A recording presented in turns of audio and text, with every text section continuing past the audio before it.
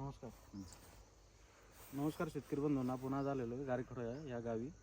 आज आपण काकडीच्या प्लॉटमध्ये आलेलो आहे आणि आपण इथे एक महत्त्वाचा विषय त्यांच्याकडून जाणून घेणार आहोत की मल्चिंग आणि विथआउट मल्चिंगचा काय फरक आहे. ते आपण आता पाठीमागं व्हिडिओमध्ये बघतालच, पण आता तुम्ही इथेही बघू शकता आणि मागे प्लॉट आहे की इथे मल्चिंग केलेले आहे आणि इथून सनी समोर त्यांनी मल्चिंग केली नाही.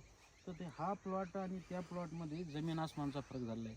कारण काय होतं, कधी कधी आपण थोडी हलगर्जी करतो, मल्चिंगला कशाला पैसे टाकायचे, मल्चिंगमुळं आपला खर्च वाढेल. पण आज इथे ह्या प्लॉटमध्ये सरळ सरळ उदाहरण आपल्याला बघायला भेटेल. आपण आता त्यांच्याकडून जाणून घेऊ. नमस्कार शेतकरी बंधूंनो.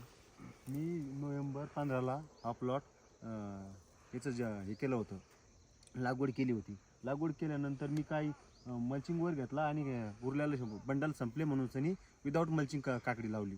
काकडी लावल्यानंतर आज बघू शकता तुम्ही का मला आज हा प्लॉटमध्ये नुकसान झालेलं वाटतं आहे.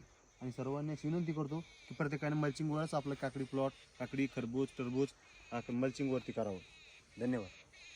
तुमचं नाव सांगा. माझं नाव आबासाहेब शिवाजी चौधरी, राहणार गारखेडा नंबर 2, तालुका जिल्हा छत्रपती संभाजी.